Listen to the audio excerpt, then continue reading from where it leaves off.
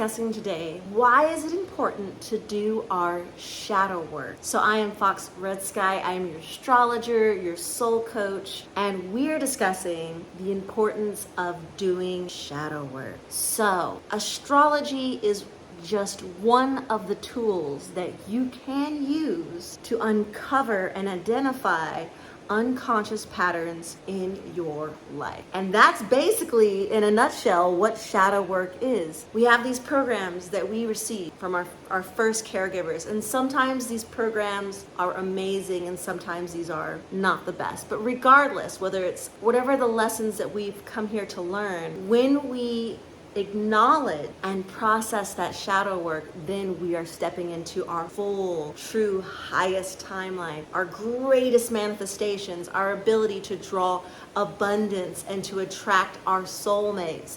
This work has to get done first. Otherwise, we will draw things to us and then, well, it'll end up having to dissolve away. And this is okay. Everything in your life is a lesson, so that your soul came here to expand, to grow, to learn, and to be all that it can be. So how can we use astrology to do that hard? Well, I mean, it's not that hard. As long as you do it, that's the most important. That shadow work in this lifetime. Well, there's several things you can do. One, just looking at your birth chart. When you really see your whole birth chart and look at all the things that make up you and why you do the things that you do, you're taking the first steps into a larger world where you're not only learning about yourself, but you're making yourself aware. Now, the places in our astrology chart where we have to do that shadow work, well, there's a few places. I want to talk about 3 today. First, we have to look at our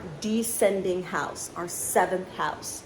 Because in this house, the 7th house, this is the shadow self, the parts of ourselves that we don't want to either acknowledge or integrate and say, this is a part of me. And so that's where we get trapped in these repetitive cycles with partners that may or may not be good for us. You know, we might be attracting all that toxicity because we refuse to acknowledge this toxicity inside of ourselves.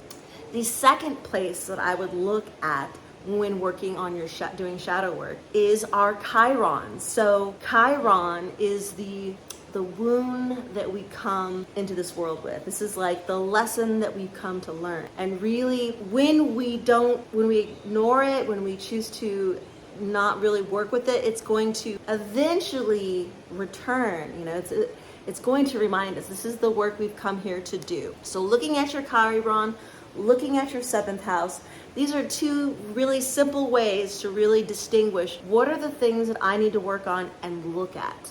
Now, the last one is, where is our Lilith in our chart? Because this is the part of us that feels like we need some vindication. And when we are operating from a place of resentment and not unconditional love, we're not going to draw the scenarios and the situations in our life that allow us to have the abundance that we want. So we've got to look at that part of ourselves that doesn't feel vindicated or justified or feels like it was possibly wrong. And so looking at your Lilith is a beautiful start.